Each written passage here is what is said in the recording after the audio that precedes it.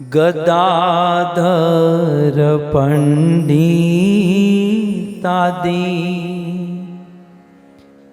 प्रभुर निज शक्ति तास भार चरणे मोर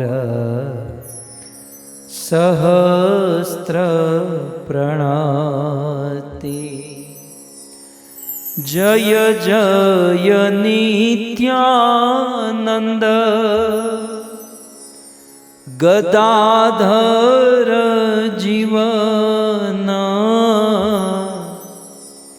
जय जय नित्यानंद गदाधरेर जीवन। जय जय अद्वैतादि भक्तेर शरण। जय जय अद्वैतादि भक्तेर शरण। गदाधर पंडितादि प्रभुर निज शक्ति। गदाधर पंडितादि प्रभुर निज शक्ति तास भार चरणे मोर सहस्त्र प्रणति। हरे कृष्ण। परम सौभाग्य परम पावन श्री पंच तत्व की कथा हम सब श्रवण कर रहे हैं। संस्कृत में हम सब जीवों को भूत कहा गया है। क्या कहा गया है? जैसे भगवत गीता में कृष्ण कहते हैं ममे वांशे जीव लोके, ममे वांशे जीव लोके, और फिर क्या है? जीव भूत सनातन। तो इसका मतलब क्या हुआ? ये जितने भी लोग बैठे हैं सब लोग कौन है? कोई अमेरिका का भूत है, कोई कनाडा का भूत है, कोई यूके का भूत है, भारत के भूत। लेकिन कुल मिलाकर हम लोग भूत है। एक तो ऑलरेडी हम लोग अपने आप में भूत हैं, और ऊपर से 5 भूतों ने हमको पकड़ के रखा है। एक तो हम भूत हैं, ऊपर से 5 भूत हमको बिल्कुल पकड़ कर रखे हैं। वो 5 भूत कौन? पृथ्वी, जल, अग्नि, वायु और आकाश, जिसे पंच महाभूत कहते हैं। तो एक तो हम अपने आप में भूत हैं, और ऊपर से 5 भूतों ने हमको पकड़ कर रखा है। बड़ी दारुण स्थिति है हम सब लोगों की। और आपकी जानकारी के लिए, इस दुनिया में इस भूत का, माने हम सब जीवों का वास्तविक दुख का कारण यही है कि ये 5 भूत हमको पकड़ कर रखे हैं। 5 भूत माने पंच महाभूत से बना हुआ यह शरीर है। कुलशेखर आलवार कहते हैं शरीरम व्याधि मंदिरम सतसंधि जर्जरम। ये शरीर व्याधि माने रोगों का मंदिर है, जिसमें शत संधि 100 संधि है, और जर्जरम दिन भर दिन ये जर्जरित होता है, मृत्यु की ओर आगे बढ़ता है। और जब तक यह शरीर के बंधन है, आज मनुष्य है, कल को और शरीर मिलेगा, परसों कोई अन्य शरीर,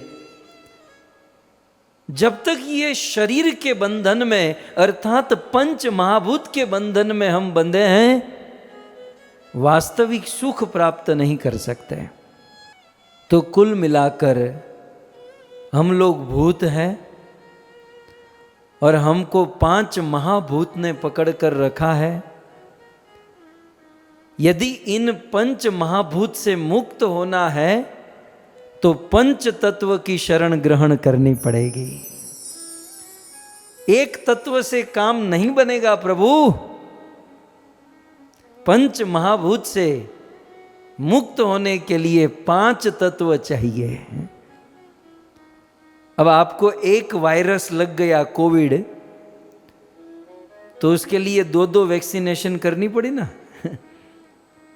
तो एक भूत को छुड़ाने के लिए एक तत्व, दूसरा भूत छुड़ाने के लिए दूसरा तत्व, 5 भूत ने पकड़ कर रखा है, इसलिए 5 तत्व चाहिए। और कलयुग में ये 5 तत्व, पंच तत्व प्रकट हो चुके हैं। और ऐसे पंच तत्व की कथा हम सब लोग यहाँ पर श्रवण कर रहे हैं।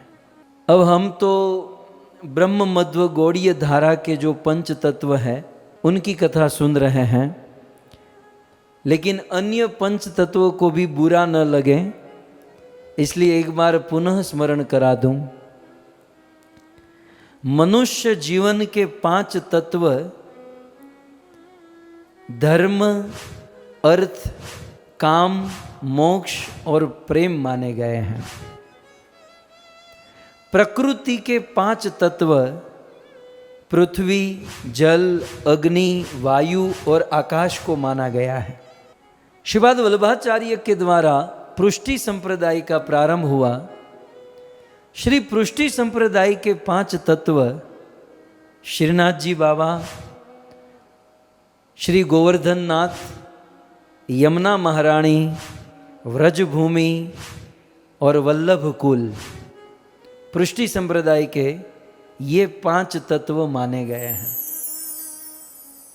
सनातन धर्म की नींव में यदि जाए तो सनातन धर्म के 5 तत्व, जैसे हमने कहा था, भगवान विष्णु, शिव जी, गणेश, सूर्य और दुर्गा। हम सब भजन मार्ग में हैं। इस भजन मार्ग में भक्ति मार्ग के 5 तत्व साधु संग, नाम कीर्तन, भागवत श्रवण, धामवास और अर्च विग्रह की पूजा। कुछ दिन पहले एक भक्त पूछ रहे थे, प्रभु ग्रंथ पढ़ना अच्छा है कि कथा सुनना अच्छा है? मैं पिछली 5 मिनट में जो बोला ना, इतनी इन्फॉर्मेशन प्राप्त करने के लिए आपको 1 महीना ग्रंथ पढ़ना पड़ेगा, तब जाकर ये 5 मिनट की बात कि मनुष्य जीवन के 5 तत्व क्या हैं, प्रकृति के 5 तत्व क्या हैं, पृष्टि संप्रदाय के 5 तत्व, सनातन धर्म के 5 तत्व, भक्ति मार्ग के 5 तत्व और भोग मार्ग के 5 तत्व। जैसे कहते हैं ना, हमारा शरीर पृथ्वी, जल, अग्नि, वायु, आकाश से बना है, लेकिन आजकल लोगों का शरीर पिज़्ज़ा, पास्ता, बर्गर, कोक और कॉफ़ी से बना है। ये भोग मार्ग के 5 तत्व है। तो पंच महाभूत के शरीर से मुक्त होने के लिए हम सब पंच तत्व की कथा श्रवण कर रहे हैं। तो मैं चिंतन कर रहा था, मुझे वैसे तो पहले दिन से ही इच्छा थी, लेकिन मैंने सोचा मन में कोई प्रेरणा, कोई चिंतन हो, लेकिन आज हो रहा है। एक पुराण है ब्रह्म पुराण, और ब्रह्म पुराण में युधिष्ठिर महाराज ने पितामह भीष्म को पूछा। तो ब्रह्म पुराण में युधिष्ठिर महाराज ने पितामह भीष्म से पूछा, पितामह ये जगन्नाथ जी कौन है और जगन्नाथ जी के कितने नाम हैं? कृपया करके जगन्नाथ जी के सारे नाम मुझे बताइए। पितामह भीष्म ने धर्मराज युधिष्ठिर से कहा कि वैसे जगन्नाथ जी के तो करोड़ों नाम है, हरि के 1000 नाम, कृष्ण के करोड़ नाम, लेकिन स्पेशल जगन्नाथ जी के 1000 नाम है। तो ये 1000 नाम पितामह भीष्म ने युधिष्ठिर महाराज को श्लोकों में बताए हैं। तो उनमें से एक श्लोक, कहाँ का श्लोक है? ब्रह्म पुराण। कौन बोल रहा है? पितामह भीष्म। किसको बता रहे हैं? युधिष्ठिर महाराज को। लिखा किसने? श्री वेदव्यास मुनि ने। मेरा कुछ नहीं है, मैं केवल यहाँ का माल यहाँ आपको दे रहा हूँ, एक मैसेज के तौर पर। तो जगन्नाथ जी का नाम इस श्लोक में वर्णन किया जा रहा है। क्या श्लोक है? पंचात्मा पंचतत्वं च शरणागत पालकः।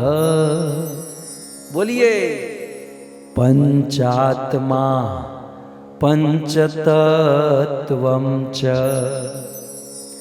शरणागत पालकः यत् किंचित दृश्यते लोके, यत् किंचित दृश्यते लोके तत्सर्वं जगदीश्वर, तत्सर्वं जगदीश्वरः। ये जगन्नाथ जी के 1000 नाम में से कुछ नाम आपके सामने है जो इस श्लोक में बताया गया। तो सबसे पहला नाम इस श्लोक में कहते हैं पंचात्मा। जगन्नाथ जी का एक नाम है पंच आत्मा। पंचात्मा का अर्थ होता है पंच तत्व की आत्मा। माने श्री चैतन्य महाप्रभु की आत्मा। चैतन्य महाप्रभु के प्राण कौन? जगन्नाथ। नित्यानंद प्रभु के प्राण कौन? जगन्नाथ। गदाधर पंडित, श्रीवास और अद्वैत आचार्य के प्राण श्री जगन्नाथ। इसलिए कहते हैं पंचात्मा। ये एक नाम है, ये एक अलग से एक नाम है पंचात्मा जगन्नाथ जी का। तो जगन्नाथ जी का एक नाम है पंच आत्मा, जो 5 लोगों की आत्मा है। और 5 लोगों की आत्मा माने पंच तत्व की आत्मा। ओके, जगन्नाथ जी का दूसरा नाम है पंच तत्वम। ये 5 तत्व जिसकी कथा हम लोग सुने, आज अंतिम दिन है। ये 5 तत्व और कोई नहीं, स्वयं जगन्नाथ ही है। स्वयं जगन्नाथ जब स्प्लिट होते हैं, अपने आप को 5 भागों में बांटते हैं, तब चैतन्य महाप्रभु, अद्वैत आचार्य, नित्यानंद, गदाधर और श्रीवास बनते हैं। तो जगन्नाथ जी ही स्वयं पंच तत्व है। तो पंच आत्मा एक नाम है, दूसरा नाम है पंच तत्वम। जगन्नाथ जी का तीसरा नाम है शरणागत पालक। जो भी जगन्नाथ को शरणागत होते हैं, उस शरणागत जीव का पालन करते हैं, इसलिए इनका तीसरा नाम है शरणागत पालक। फिर आगे कहते हैं यत् किंचित दृश्यते लोके तत्सर्वम। ये देखा गया है, पूरे जगत का भरण पोषण और पालन करते हैं श्री जगन्नाथ, इसलिए जगन्नाथ को जगदीश्वर कहा गया है। तो इस श्लोक में जगन्नाथ जी के 4 नाम है, पंचात्मा, पंचतत्वम, शरणागत पालकः और जगदीश्वरः। सो आइए श्री पंच तत्व जगन्नाथ जी के 2-5 मिनट कीर्तन करें, गुणगान करें, और जगन्नाथ जी के गुणगान के साथ हम आज के सत्र को प्रारंभ करें। जय राधा माधव, जय कुंज बिहारी, जय राधा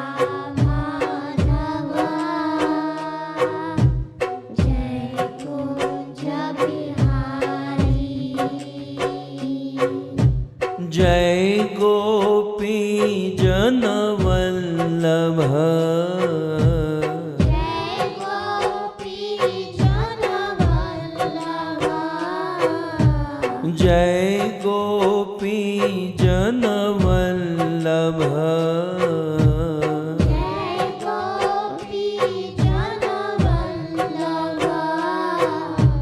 जय गिरिवर धारी,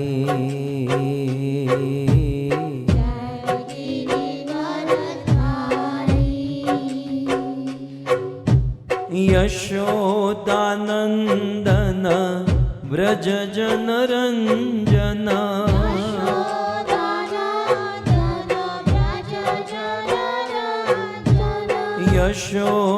यशोदानंदन व्रज जन रंजन,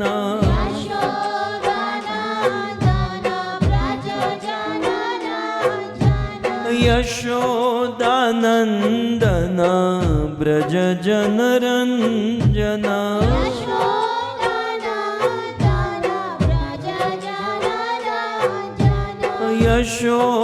यशोदानंदन व्रज जन रंजन,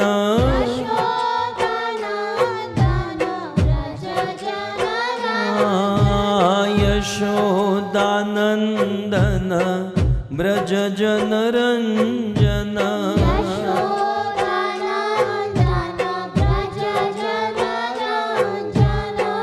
यमुना तीर वनचारी,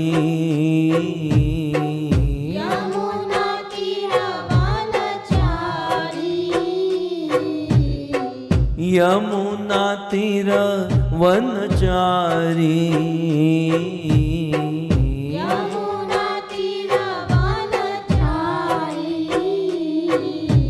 जय गिरिवर धारी,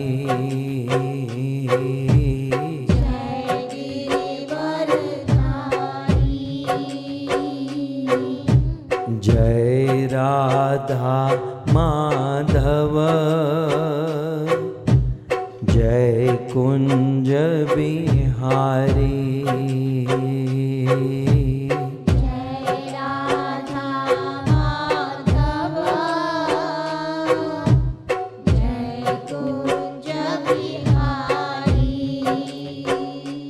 हरे कृष्णा कृष्णा कृष्णा हरे हरे, हरे राम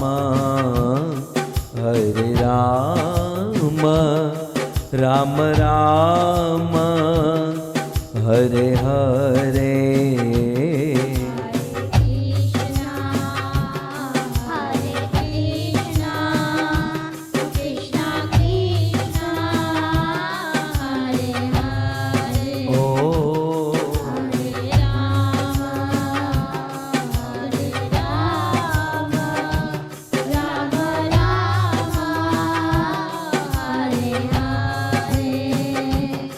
हरे कृष्णा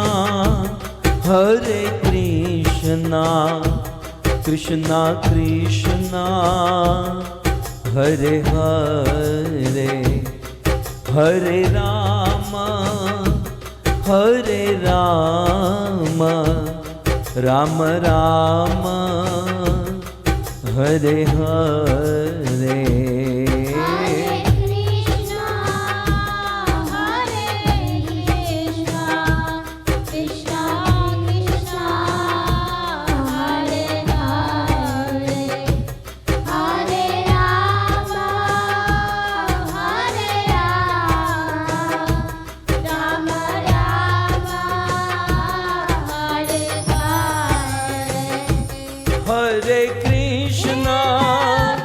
हरे कृष्णा कृष्णा कृष्णा हरे हरे, हरे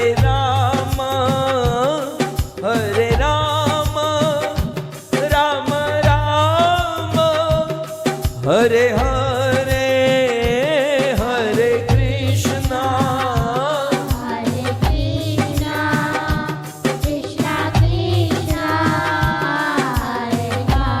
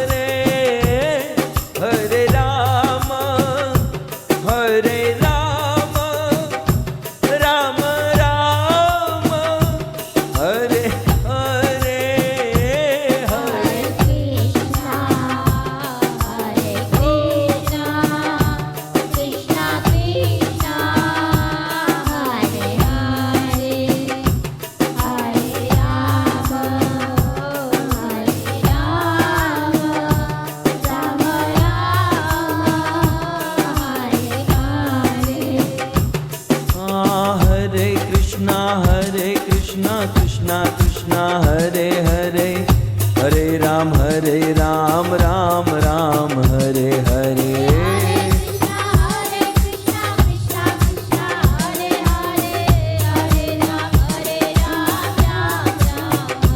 बोलो हरे कृष्णा कृष्णा कृष्णा हरे हरे, हरे राम राम राम हरे हरे।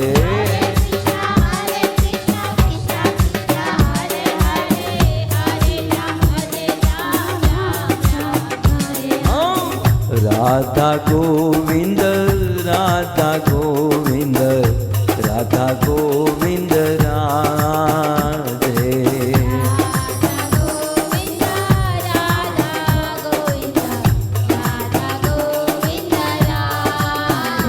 आहा जगन्नाथ जगन्नाथ बलदेवा जय सुभद्रा।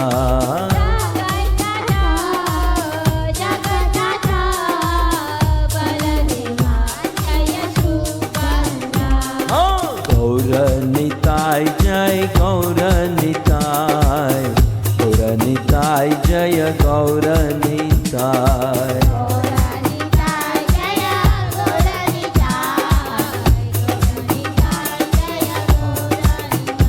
आहा प्रभुपाद प्रभुपाद प्रभुपाद शिल प्रभुपाद।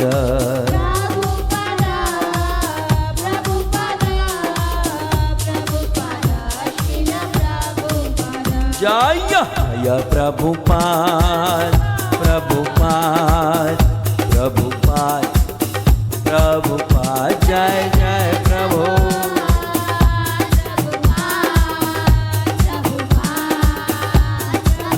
निताय गौर हरि बोल हरि बोल हरि बोल हरि बोल। निताय गौर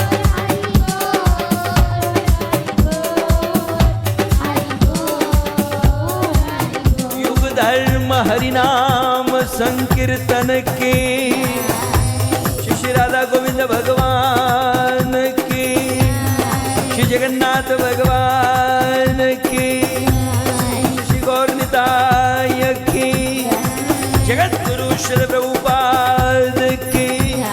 निताय गौर प्रेमानंदे जय जय श्री राधे, जय जय श्री राधे, जय जय श्री राधे।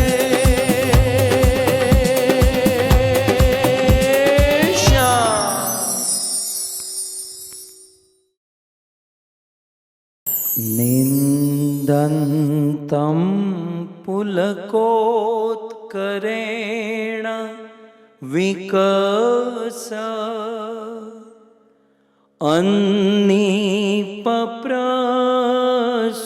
अन्नीपप्रसुञ्चविं प्रोद्वीर्कृत्य भुजद्वयं हरिहरि त्युच्चे वदन्तं मुहुः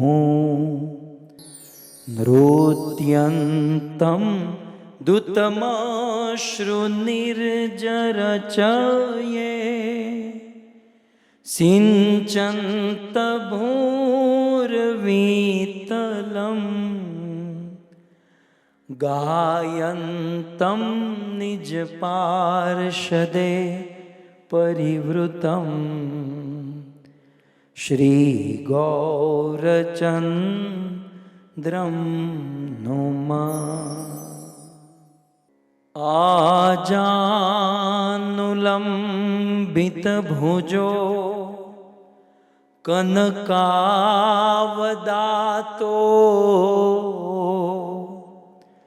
संकीर्तने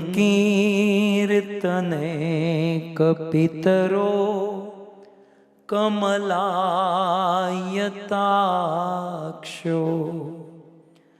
विश्वंभरो द्विजवरो युग धर्म पालो, वंदे जगत प्रिय करो करुणावतारो।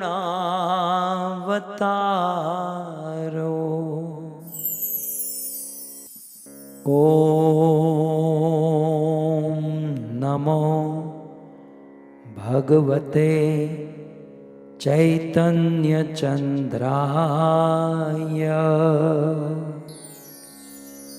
ओम नमो भगवते चैतन्य चंद्राय। ओम नमो भगवते चैतन्य चंद्राय। जय जय श्री राधा रमण,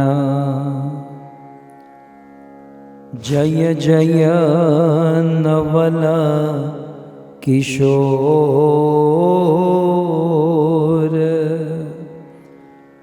जय गोपी चित चोर प्रभो, जय गोपी चित चोर प्रभो, जय जय माखन चोर, जय जय माखन चोर। श्री कृष्णचंद्र भगवान की, श्री पंचतत्व जगन्नाथ की, जगत गुरु श्रील प्रभुपाद की। उपस्थित भगवत कथा अनुरागी पधारे हुए भक्त वृंद, इस सभा को परम सुशोभित करने वाले अंतर्राष्ट्रीय कृष्ण भावनामृत संघ इस्कॉन के वरिष्ठ भक्तगण, दूर दूर से, देश विदेश से, फेसबुक यूट्यूब आदि के माध्यम से इस कथा का श्रवण करने वाले समस्त श्रोतागण एवं आप सबके चरणों में हमारा प्रणाम। राधे श्याम। श्रीमद् भागवत पंचतत्व। सर्वप्रथम पंचतत्व में से श्री चैतन्य महाप्रभु के विषय में हमने सुना, तदंतर नित्यानंद प्रभु के विषय में सुना, तत्पश्चात अद्वैत आचार्य के विषय में सुने। गत सत्र में श्रीवास पंडित के विषय में सुने और अब आज अंतिम तत्व श्री गदाधर पंडित के विषय में हम श्रवण करेंगे। गदाधर पंडित कौन है? अनेकों लोगों के मत हैं। श्री चैतन्य महाप्रभु के परम कृपा पात्र, महाप्रभु के अंगूठे के, चरण के अंगूठे को अपने मुख में रखा। चैतन्य महाप्रभु के शिष्य हटाने लगे, अरे अरे अरे छोड़ो, बच्चे को दूर लेकर जाओ। महाप्रभु ने कहा नहीं, उसको खेलने दो। और 1 घंटे तक श्री चैतन्य महाप्रभु के अंगूठे को अपने मुख में रखा। कौन जानता था कि महाप्रभु अपना डेटा कॉपी करके उस बालक के हृदय में पेस्ट कर रहे हैं। वो बालक आगे चलकर कवि कर्णपुर हुआ और द्वापर लीला में कृष्ण के जितने भी पार्षद थे वह गौर लीला में क्या क्या बनकर आए, श्री कवि कर्णपुर ने सबकी पोल पट्टी खोल दी। वैसे प्रछन्न अवतार था ना, ये सब लोग प्रछन्न, छिपकर, सीक्रेट अवतार, सब लोग सीक्रेट रूप से आए थे। लेकिन कवि कर्णपुर से ये छिपा नहीं रहा और फिर अंत में कवि कर्णपुर ने इसे निवेदन कर दिया। सो कवि कर्णपुर लिखते हैं, श्लोक आपके सामने देख सकते हैं, श्री राधा प्रेम रूपा या। भगवान श्री कृष्ण की प्रेम स्वरूपा श्रीमती राधा रानी। राधा कौन है? इस दुनिया में जहां जहां जिस के हृदय में कृष्ण की सेवा करने की भावना है, जिस भक्त के हृदय में कृष्ण से प्रेम करने की भावना है, उतने हद तक वहां पर राधा रानी विराजमान है। राधा और कुछ नहीं, कृष्ण प्रेम, कृष्ण सेवा की भावना ही राधा है। इसलिए कवि कर्णपुर कहते हैं कि श्री राधा प्रेम रूपा। सो कृष्ण प्रेम स्वरूपा श्रीमती राधा रानी, पूरा माने पहले, माने द्वापर युग में कौन थी? वृंदावनेश्वरी श्रीमती राधा रानी वृंदावन की ईश्वरी, वृंदावन की ठकुरानी महारानी थी। सा जो वृंदावन की ईश्वरी, वृंदावन की ठकुरानी महारानी, कृष्ण प्रेम स्वरूपा श्रीमती राधा रानी, दूसरी लाइन में सा वो राधा, वो श्रीमती राधा श्री गदाधरो गौर वल्लभ, वो श्रीमती राधा रानी कलयुग में गदाधर पंडित बनकर प्रकट हो गई। तो आज जिस तत्व की हम चर्चा करने जा रहे हैं, गदाधर प्रभु या गदाधर पंडित। आप लोग कंफ्यूज मत होइएगा, दो गदाधर नाम के दो लोग हैं, गदाधर दास और गदाधर पंडित। गदाधर दास के बारे में फिर कभी सुनेंगे। ये हम लोग 5 तत्व की कथा सुने ना, ऐसे गौड़ीय 100 भक्त है। यदि भागवत कथा शुरू की जाए तो रोज एक भक्त का चरित्र हम सुन सकते हैं, 100 दिन तक चल सकता है। और प्रारंभ तो हो चुका है, अब आगे धीरे धीरे इसको हम आगे बढ़ाते जाएंगे। परंतु सा वो श्रीमती राधा रानी गदाधरो गौर वल्लभ श्री चैतन्य महाप्रभु के प्रिय गदाधर पंडित आख्यकः, गदाधर पंडित के रूप में प्रकट हुए हैं। पंच तत्व का आपने विग्रह देखा होगा। बीच में श्री चैतन्य महाप्रभु है, एक भाग पर अद्वैत आचार्य और फिर नित्यानंद प्रभु। तो गदाधर पंडित चैतन्य महाप्रभु के वाम भाग में है। क्यों? क्योंकि गदाधर पंडित श्रीमती राधा रानी है और चैतन्य महाप्रभु कृष्ण है। राधा रानी कृष्ण की वाम भाग पर, लेफ्ट हैंड साइड पर खड़ी रहती है। इसलिए गदाधर पंडित भी जब खड़ा रहना होता है ना, तो डाबी बाजू गोठवाई जाए, क्योंकि वो द्वापर युग का अभ्यास है ना, डाबी बाजू खड़ा रहने का। तो ये खड़े रह जाते हैं वो। आप देखिए फिलोसॉफिकल भी कितना परफेक्टली चल रहा है कि जैसे कृष्ण के वाम भाग में राधा, तो वही कृष्ण चैतन्य महाप्रभु बने, तो चैतन्य महाप्रभु के वाम भाग में गदाधर पंडित। मतलब ये कोई सहज भावुकता नहीं, ये फिलोसॉफिकल तत्व है। तो ये तो हुआ कवि कर्णपुर का, ये श्लोक जो है कवि कर्णपुर ने कहा।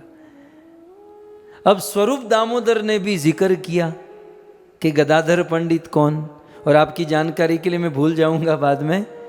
स्वरूप दामोदर ने तो गदाधर पंडित के लिए अष्टकम लिखा, गदाधर अष्टकम। जैसे हम लोग गाते हैं ना, दामोदर अष्टकम, शची सुताष्टकम, गोपाल अष्टकम, राधा अष्टकम, वैसे गदाधर अष्टकम। लेकिन स्वरूप दामोदर ने भी जिक्र किया कि गदाधर कौन, तो वे इस श्लोक में कहते हैं, पुरा वृंदावने लक्ष्मी श्याम सुंदर वल्लभा। ये स्वरूप दामोदर कहते हैं, जो ललिता सखी के अवतार हैं।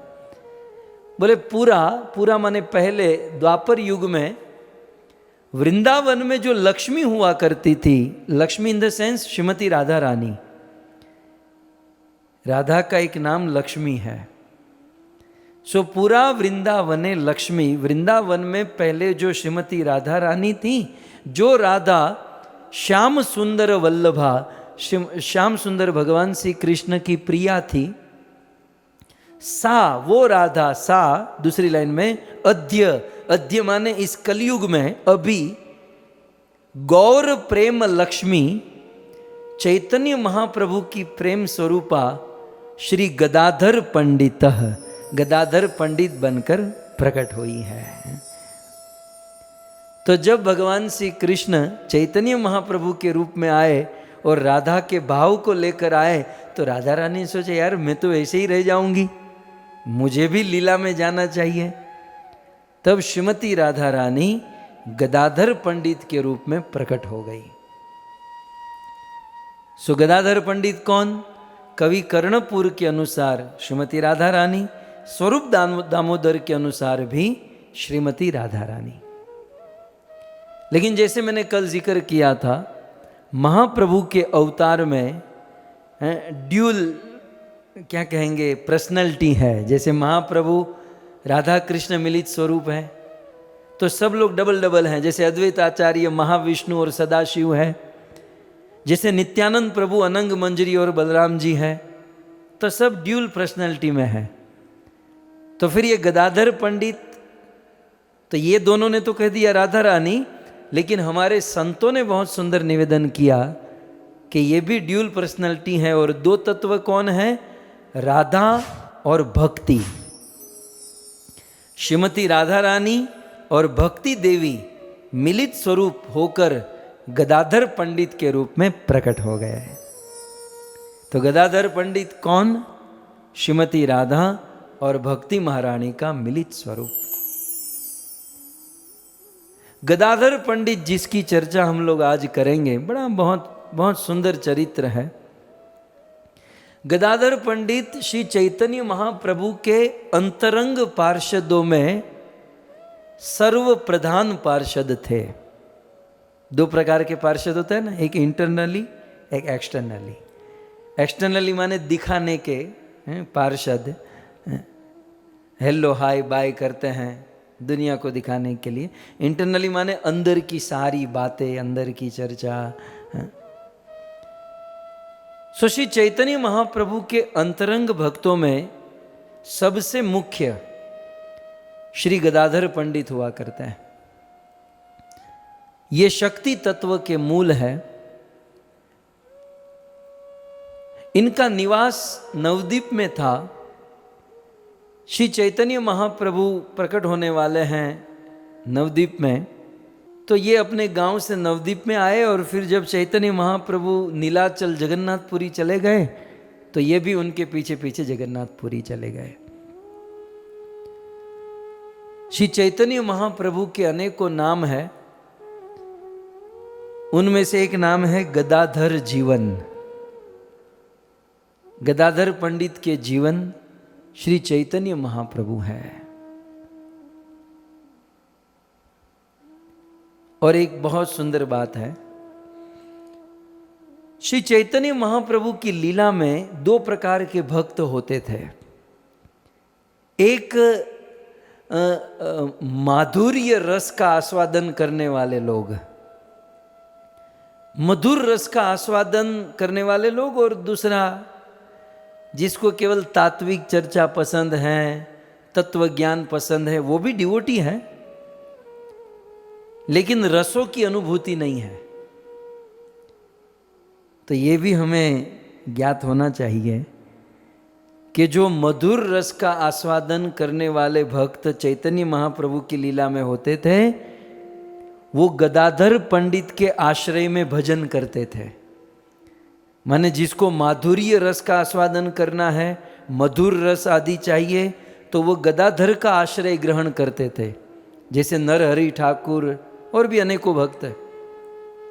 और जिसको मधुर रस में ज़्यादा उत्साह नहीं था, वही तत्व ज्ञान फिलोसॉफिकल, तो वो नित्यानंद प्रभु का अनुगत्य करते थे। तो इस प्रकार से गदाधर पंडित मधुर रस का आस्वादन करते और वैष्णवों को, हरि भक्तों को मधुर रस का आस्वादन कराते।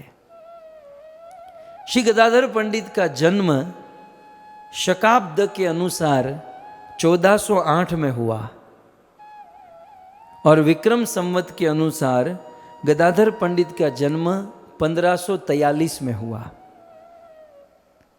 ये चैतन्य महाप्रभु से 1 साल 11 महीना 12 महीना छोटे थे। अब ये भी देखिए आप, श्रीमती राधा रानी भी कृष्ण से 1 साल छोटी है और वही राधा गदाधर बनकर आए। तो चैतन्य महाप्रभु का आविर्भाव विक्रम संवत 1542 में हुआ और गदाधर पंडित का आविर्भाव विक्रम संवत 1543 और शकाब्द के अनुसार 1408। तो महाप्रभु से 1 साल छोटे हैं। इनका जन्म वैशाख मास अमावस्या के दिन हुआ। आप नोट कर सकते हैं कि जिस दिन गदाधर पंडित का जन्म हुआ, जिस तिथि में, उसी तिथि में भागवत के परम वक्ता श्री सुखदेव गोस्वामी का जन्म हुआ। ऐसा लिखा है, सुखदेव गोस्वामी का प्राकट्य वैशाख मास की अमावस्या के दिन हुआ था। श्री वेदव्यास मुनि की पत्नी वीटिका के गर्भ से बद्रीनाथ धाम में। ये बात आई इसलिए मैंने आपको। सो इस प्रकार से वैशाख अमावस्या 1543 में इनका जन्म हुआ। कहाँ जन्म हुआ? चट्टग्राम में। किसी किसी गांव के 2 नाम होते हैं ना। तो गदाधर पंडित का जिस गांव में जन्म हुआ उस गांव का नाम था चट्टग्राम। क्या नाम था? चट्टग्राम। और इसका दूसरा नाम था बेलेटी ग्राम। आप बेलेटी ग्राम कहो या चट्टग्राम कहो, वर्तमान में ये गांव बांग्लादेश में है। इनका जन्म कश्यप गोत्र में हुआ था। कश्यप गोत्र, और इनका वंश वारेंद्र ब्राह्मण के वंश में कश्यप गोत्र में इनका जन्म हुआ। गदाधर प्रभु के पिता का नाम माधव मिश्र और गदाधर प्रभु की माता का नाम श्री रत्ना देवी।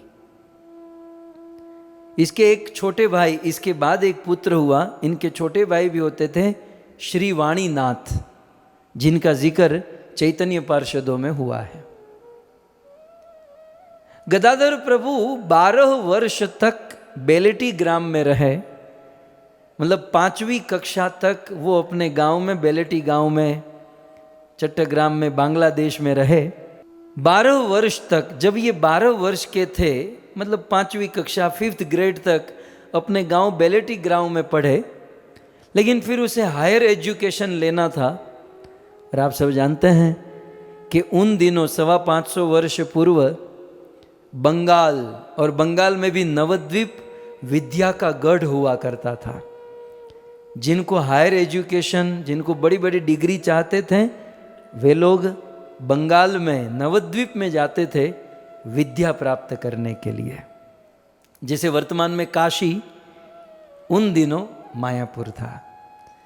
सो 12 वर्ष तक बेलेटी ग्राम में रहे और 12 वर्ष के बाद ये नवद्वीप में आ गए। नवद्वीप में गदाधर प्रभु के मामा रहते थे। मामानु घर केटले दीवो बड़े एटले। कभी कभी बच्चे जाते ना मामा के घर पर पढ़ने के लिए। हमारे पिताजी भी जब छोटे थे तो मामा के घर पर पढ़ने गए थे। मुझे अभी याद आ रहा है। આપણે કોઈને ભૂલાય, જેના ઉપકાર હોય એને ભૂલાય તો નહીં ને। सो 12 साल की उम्र में ये अपने मामा के घर नवद्वीप में आ गए और उनका बचपन जो था वो नवद्वीप में बीता। कैसा बचपन था इनका?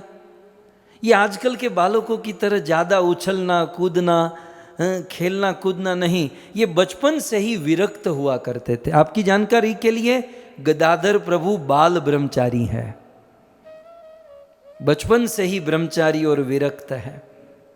और जब ये नवद्वीप में आए तो ये खेलना कूदना बच्चे लोग खेलते थे, लेकिन इनकी यही भावना थी प्रहलाद महाराज की तरह, कोमार आचरित प्राज्ञो भगवान भागवतानिह दुर्लभम मानुषम जन्म। मनुष्य जीवन बड़ा दुर्लभ है और बहुत कम समय के मिला है, कम समय के लिए मिला है, और मनुष्य जीवन का ये कम और कीमती समय व्यर्थ ही खेलने कूदने में क्यों बिताए।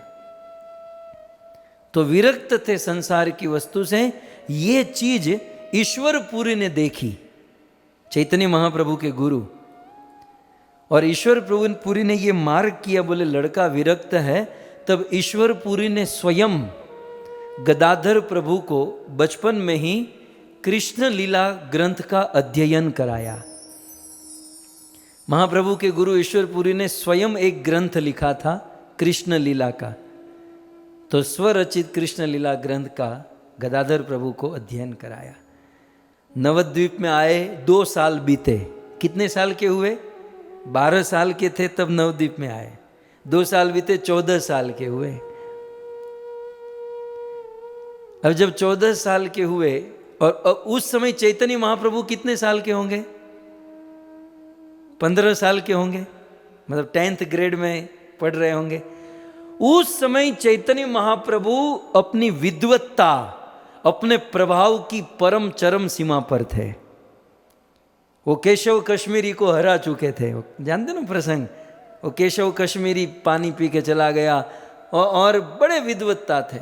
और चैतन्य महाप्रभु गदाधर के साथ बड़ा प्रेम कलह करते थे। आजकल स्कूल कॉलेज में जब नए बच्चे एडमिशन लेते हैं तो वो रैगिंग, वो बुली नहीं करते हैं, वैसे महाप्रभु गदाधर को बहुत परेशान करते थे। अब महाप्रभु तो कृष्ण ही है, गदाधर राधा रानी है, तो जैसे कृष्ण राधा रानी को परेशान करते थे, वैसे यहाँ महाप्रभु गदाधर को परेशान करते थे। ये गदाधर, ये तो बचपन से ही मतलब सीरियस थे, मतलब ग्रंथ पढ़ना, गुरु जी के पास जाना, तो हाथ में भागवत लेकर ईश्वरपुरी के पास, कभी अद्वैत आचार्य के पास पढ़ने जाते, तो चैतन्य महाप्रभु रास्ते में खड़े रह जाते। ओ पंडित जी कहाँ चले? पंडित जी कहाँ जा रहे हो?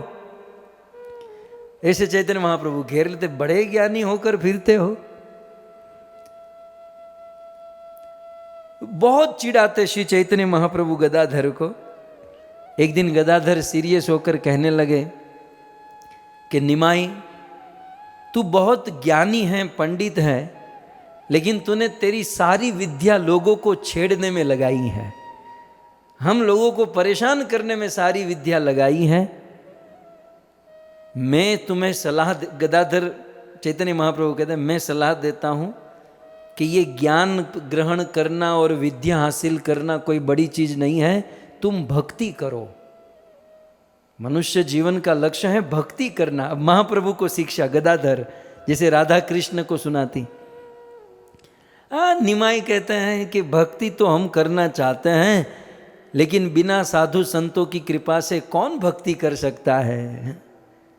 तो महाप्रभु कहते हैं बिना संतों की कृपा से। लेकिन देखना गदाधर, एक दिन मैं इतना बड़ा भक्त बनूंगा, इतना बड़ा भक्त बनूंगा कि पूरी दुनिया देखती रह जाएगी। गदाधर ने कहा ठीक है, मैं उस दिन की राह देखूंगा। एक बार ये, अब इस चैतन्य महाप्रभु तो बचपन में बड़े शरारती थे ना, वो इतना तर्क करते थे, तर्क शास्त्र जानते थे।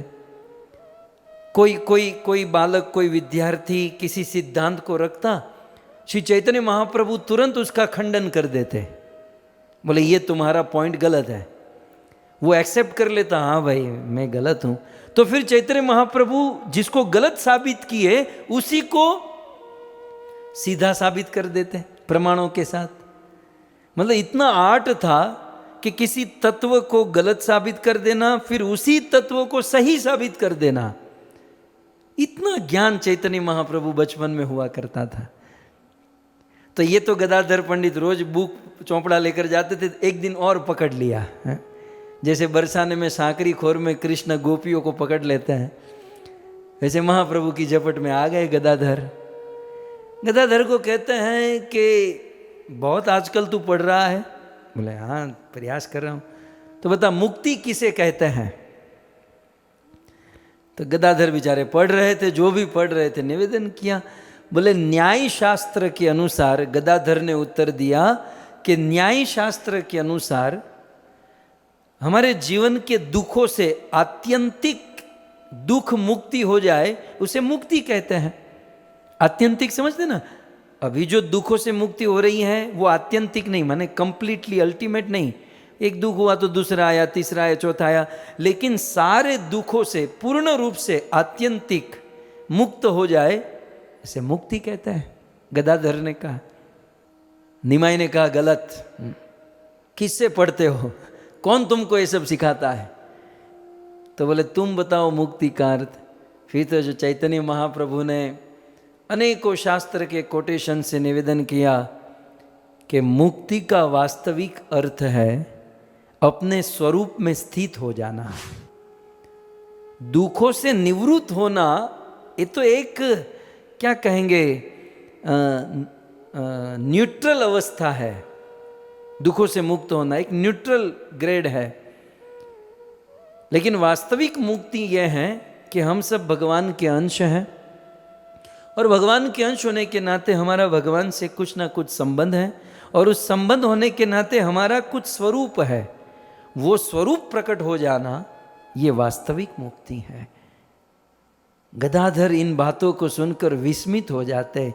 लड़का शरारती है लेकिन ज्ञानी कितना है। बस ये भक्त बन जाए ना तो कमाल हो जाए। तो गदाधर के मन में ये होता था कि ये डिवोटी हो जाए, डिवोटी हो जाए। और फिर एक दिन वो दिन आ गया। अब देखिए काल चक्र कैसे पलटा। जिस समय श्री चैतन्य महाप्रभु लगभग 18 साल के थे उनके पिताजी की मृत्यु हो गई और फिर 2 साल के बाद माता के कहने पर चैतन्य महाप्रभु ने विवाह किया। महाप्रभु जब 20 साल के हुए तब उनका विवाह हो गया और विवाह के बाद पिताजी का श्राद्ध करना बाकी था, तो उनका श्राद्ध, उनका पिंडदान, अंत्येष्टि क्रिया करने के लिए वे गया तीर्थ में गए और गया से जब वापस आए उनको प्रेम का विकार प्रकट हो गया। जैसे कि मैंने आपको कल परसों कहा था, कन्हई नाट्यशाला और गया से जब वापस आए भगवान विष्णु के चरणों का दर्शन, वो प्रेम अंकुर जो वो तो था ही लेकिन वो प्रकट हो गया। आपकी जानकारी के लिए श्री चैतन्य महाप्रभु के अंदर प्रेम विकार प्रथम बार प्रकट हुआ, ये सबसे पहले गदाधर पंडित ने देखा। राधा रानी है ना, इसका प्रथम आस्वादन, प्रथम दर्शन गदाधर पंडित ने किया और महाप्रभु के हृदय में ये प्रेम प्रभाव, ये प्रेम विकार को देखकर प्रथम बार तो गदाधर बहुत प्रसन्न हुए, बहुत खुश हुए कि बोले ये ज्ञानी तो थे लेकिन अब जो प्रेम प्रकट हुआ है अब तो दुनिया को तोड़ देंगे, अब क्रांति होगी। और फिर गदाधर पंडित ने नवद्वीप के सभी भक्तों को महाप्रभु का ये प्रेम विकार समझाया, बताया। और जब ये बता रहे थे कि किस प्रकार महाप्रभु में प्रेम विकार प्रकट हुआ और किस प्रकार से स्थिति हुई, सारे भक्त भाव में डूब गए। महाप्रभु ने अपने स्वरूप प्रकाश करने की इच्छा से एक बार शुक्लांबर ब्रह्मचारी के घर पर अपने सारे पार्षदों को बुलाया और महाप्रभु की कृष्ण प्रेमोन्मत्ता और विकारों को देखकर गदाधर पंडित वहां पर मूर्छित हो गए और देखा कि गदाधर मूर्छित हुए और श्री चैतन्य महाप्रभु प्रेम विकार सब कुछ। तब श्री चैतन्य महाप्रभु ने जो शब्द कहे पढ़ने लायक है। प्रभु बले गदाधर तुमीचे सुकृती शिशु है ते कृष्णे ये ते करिया दृढ़मति आमार से है न जन्म गेल वृतार से पाईनु अमूल्य निधि गेला देव दोषे। श्री चैतन्य महाप्रभु प्रभु बोले माने चैतन्य महाप्रभु बोले कि हे गदाधर, गदाधर तुम्ही से सुकृति, तुम्हारे जीवन में तुमने बहुत सुकृति की है, इतनी सुकृति की है कि बचपन से ही तुम्हारी कृष्ण में दृढ़ मति है। तुम बचपन से ही कृष्ण में रति मति गति पूर्ण रूप से लगाए हो। आमा रस है न जन्म गेल वृथा रस। गदाधर तुम इतने महान हो कि बचपन से ही कृष्ण भक्ति कर रहे हो, मेरा जन्म तो वृथा ही चला गया। मुझे मनुष्य जीवन रूपी अमूल्य निधि प्राप्त हुई थी, लेकिन मैंने मेरे जीवन का बहुत लंबा समय व्यर्थ ही गवा दिया। लेकिन धन्य हो गदाधर, तुम धन्य हो।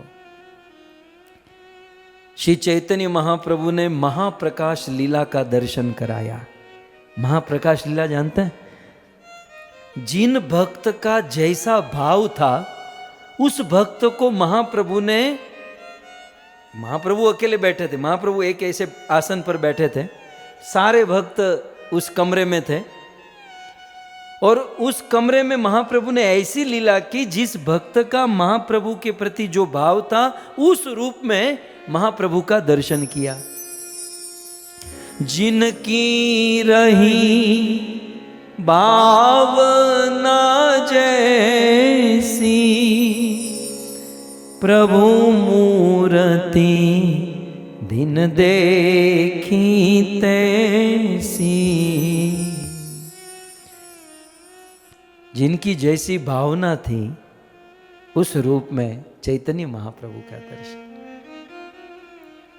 महाप्रभु के पार्षदों में एक मुरारी गुप्त जो हनुमान जी के अवतार थे, हनुमान जी मुरारी गुप्त बनकर, अब उसकी भी एक सेपरेट कथा है, फिर कभी सुने। लेकिन मुरारी गुप्त ने श्री चैतन्य महाप्रभु में जानकी वल्लभ है सीताराम जी का दर्शन किया। अद्वैत आचार्य ने श्री चैतन्य महाप्रभु में गवलोक विहारी का दर्शन किया। श्रीवास पंडित ने श्री चैतन्य महाप्रभु को नरसिंह रूप वराह रूप में दर्शन किया, और गदाधर पंडित ने श्री चैतन्य महाप्रभु में, अब तक गदाधर पंडित क्या जानते थे कि ये निमाई, ये चैतन्य महाप्रभु एक डिवोटी है। लेकिन आज श्री चैतन्य महाप्रभु ने अपना वास्तविक जो तात्विक दर्शन था वो कराया, और गदाधर प्रभु पंडित ने देखा चैतन्य महाप्रभु को वृंदावन विहारी श्याम सुंदर के रूप में दर्शन किया। चैतन्य महाप्रभु का रूप कैसा? अपने स्वरूप को प्रकट कराने वाला श्री चैतन्य महाप्रभु का रूप है। वैसे गदाधर पंडित भी राधा रानी थे, लेकिन योग माया लीला शक्ति के प्रभाव से क्या होता है कि राधा रानी होकर भी वो भूल जाते हैं कि मैं राधा हूं, क्योंकि याद रखेंगे तो वो लीला नहीं हो पाएगी। तो लीला शक्ति के कारण गदाधर पंडित भी भूले हुए थे कि मैं राधा हूं। वो भी अपने आप को डिवोटी मानते थे और चैतन्य महाप्रभु को डिवोटी मानते थे। लेकिन आज श्री चैतन्य महाप्रभु ने वृंदावन विहारी श्याम सुंदर के रूप में अपना दर्शन कराया, और ये दर्शन करके गदाधर पंडित को अपने स्वरूप का भी ज्ञान हो गया। अरे यार, मैं तो राधा रानी हूं, मैं तो कृष्ण की प्रिया हूं, मैं तो श्याम सुंदर की सेवा करने वाली हूं।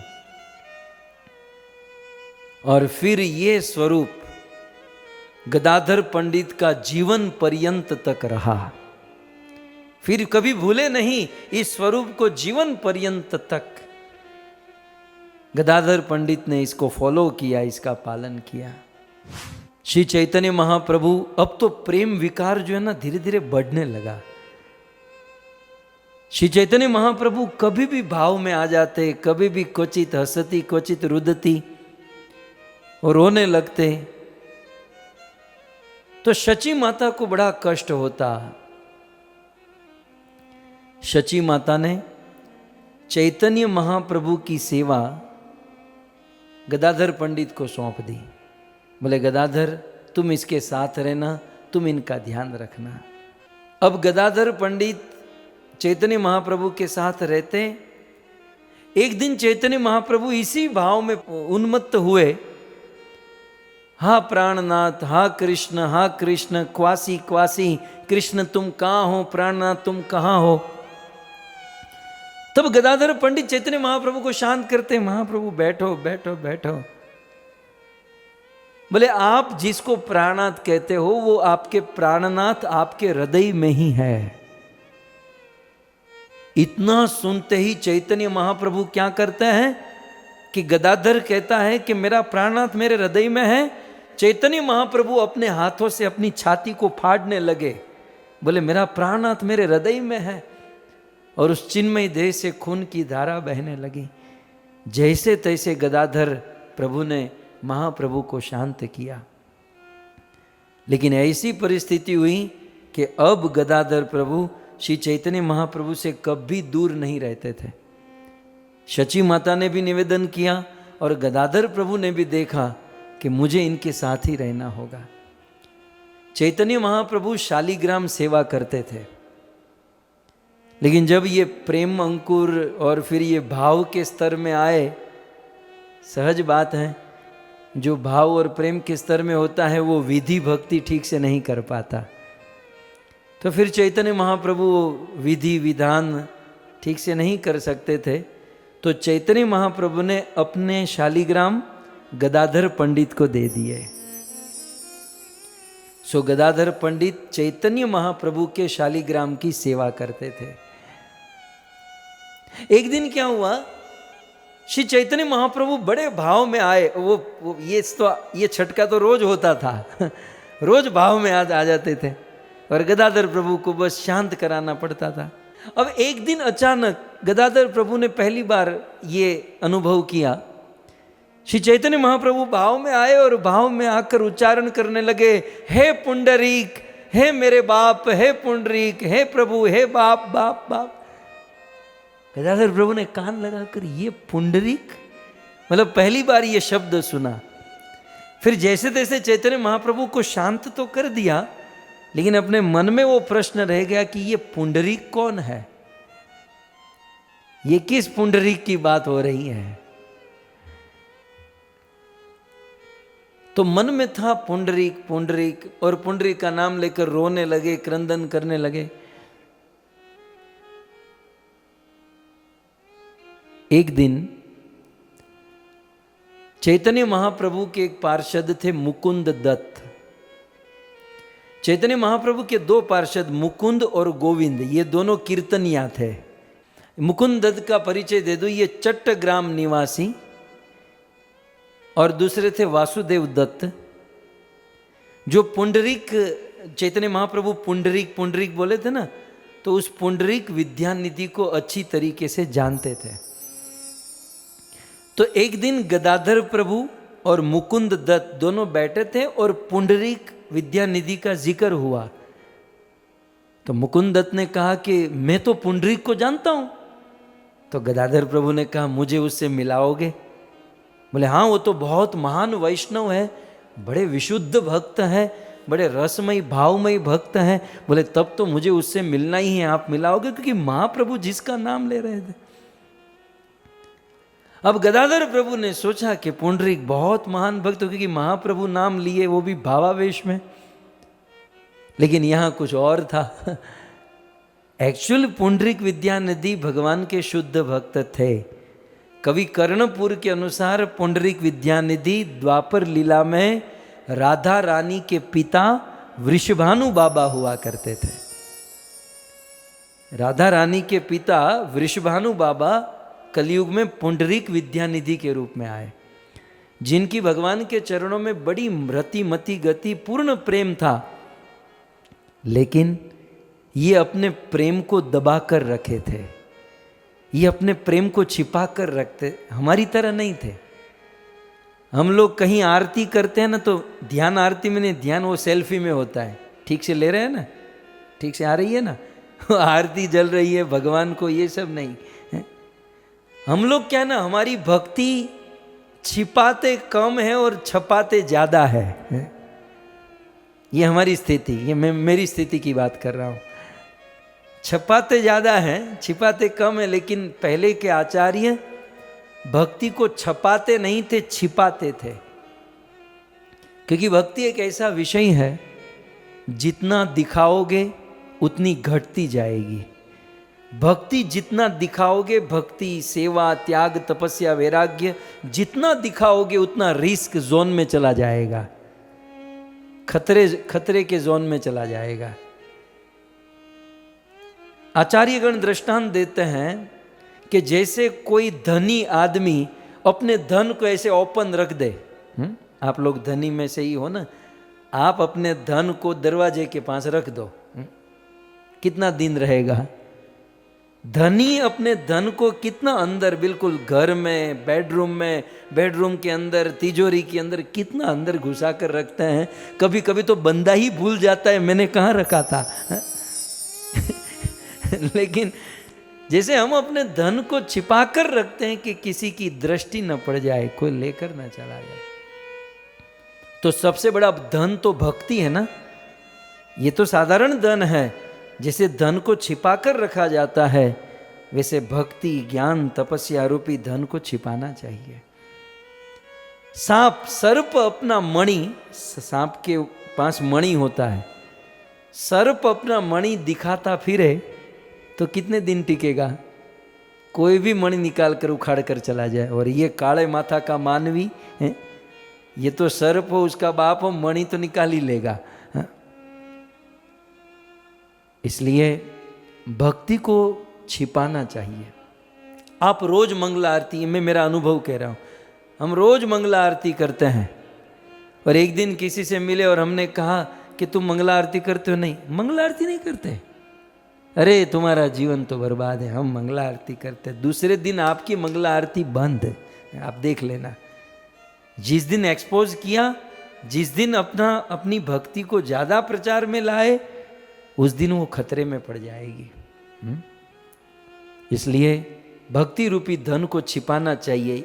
चैतन्य महाप्रभु की लीला में एक ऐसे पार्षद पुंडरीक विद्यानिधि, जो कृष्ण के महान भक्त थे, लेकिन अपनी भक्ति को छिपाते थे। लेकिन गदाधर पंडित तो जानते नहीं थे। वो तो महाप्रभु के मुख से एक बार सुने कि भाई पुंडरीक नाम का कोई तो है, और मुकुंद ने कहा कि मैं उसको जानता हूं। बोले तो उस वैष्णव को मुझे मिला दे। एक दिन वो संजोग बना और मुकुंद गदाधर पंडित को पुंडरीक विद्यानिधि के घर पर लेकर गया। अब गदाधर पंडित ने तो मन में एक फिगर तैयार कर लिया था कि बहुत बड़े संत होंगे, महात्मा होंगे, ये वो। लेकिन उनके घर जाकर देखा तो उनमें से कुछ नहीं निकला। पुंडरीक विद्यानिधि, आप इमेजिन कीजिए, एक घर पर बहुत बड़ा झूला था, उस झूले पर बैठे थे, सुंदर पलंग था, और दूध के फैन की समान सफेद और नरम नरम गद्दे पर बैठे थे। मुंह में पान चबा रहे थे, होठ लाल हो चुके थे, और बहुत बड़ा गांजा, हुक्का होता है ना, वो हुक्का बाजू में था। आजकल हुक्के का जमाना है, तो हुक्का पड़ा था, मुंह में पान था, झूले पर झूल रहे थे, नरम गद्दा था, और चारों बाजू इत्र की सुगंध आ रही थी, बहुत सुंदर परफ्यूम है। तो और उसके बाजू में सोने का पिकदान, वो जो तंबाकू पान मावा खाया है उसको थूकने के लिए दूर नहीं, वो सोने का बना हुआ था बाजू में। अब गदाधर पंडित ने सोचा कि मैंने तो सोचा था कि बहुत बड़ा संत होगा, महात्मा होगा, और चैतन्य महाप्रभु महाभाव अवस्था में जिसका नाम लिए वो तो पहुंचे हुए संत, लेकिन ये तो इतना बड़ा आसक्त। निकला। तो पुंडरीक विद्यानिधि इस प्रकार से बड़े ऐश्वर्य में बैठे थे। लेकिन एक बात याद रखिएगा, किसी भी भक्त का निर्णय उसकी बाहरिक अवस्था को देखकर कभी मत कीजिएगा। ये प्रसंग हमको ये सीख दे रहा है कि कभी कभी हम किसी भक्त की बाहरिक दृष्टि से, बाहरिक आचरण से, बाहरिक वाणी शब्द से हम उस भक्त पर निर्णय कर देते हैं कि ये बस ऐसा ही होगा। नहीं, इसी प्रसंग में कहा गया, वैष्णवेर क्रिया मुद्रा विज्ञ न बुझाई। वैष्णवों की क्रिया मुद्रा दुनिया का कोई नहीं जान सकता। वो अंदर से कितना महान है, वो कृष्ण के प्रति कितना समर्पण है, उनका क्या भाव प्रेम नहीं जान सकता। यहां पर भी कुछ ऐसा था, गदाधर ने अपराध कर दिया। बोले ये कैसा साधु, ये कोई डिवोटी नहीं है, ये तो आसक्त आदमी, घर गृहस्थी संसार में फंसा हुआ, इतनी हायर फैसिलिटी का एंजॉय करने वाला साधु नहीं। तब मुकुंद ने देखा कि गदाधर के मन में उथल पाथल हो रही है, मतलब ये समझ नहीं पा रहा है, और यदि समझेगा नहीं तो अपराध बहुत करेगा। तब मुकुंद ने क्या किया, भागवत का एक श्लोक गाया, और श्लोक भी बहुत अद्भुत पकड़ा उसने, जिसने सुखदेव की समाधि को हिला दिया था। जो श्लोक, जो प्रसंग सुखदेव की ब्रह्म समाधि तोड़ दिया, वही श्लोक मुकुंद ने गाया। अब मुकुंद तो कीर्तनिया थे, वो तो गाने में भी बहुत सुंदर। भगवान श्री कृष्ण के गुण का वर्णन श्रीमद् भागवत जी में विदुर और उद्धव जी के मिलन में किया गया। जब उद्धव और विदुर मिले और कृष्ण के विषय में चर्चा हुई, तो कृष्ण का गुण और गुणों में भी कृष्ण की करुणा का गुण, कृष्ण कितने करुणामयी है। तब उद्धव जी ने कहा, अहो बकीयम स्तन कालकूटम झिंगासयापा